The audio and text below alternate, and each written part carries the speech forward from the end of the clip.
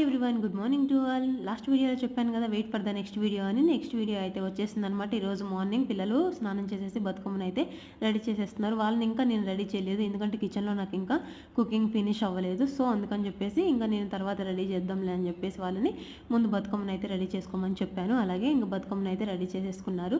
మా నాని మోక్ష అయితే ఒకరికొకరు రెడీ అవుతున్నారు అనమాట. చిన్నప్పుడు మేము కూడా మా అక్క చెల్లెలని చాలా అంటే చాలా బాగుండేవాళ్ళం. కానీ ఇప్పుడు కనీసం మాట వరుసకు కూడా పలకరించుకోవడానికి లేకుండా అయిపోయింది.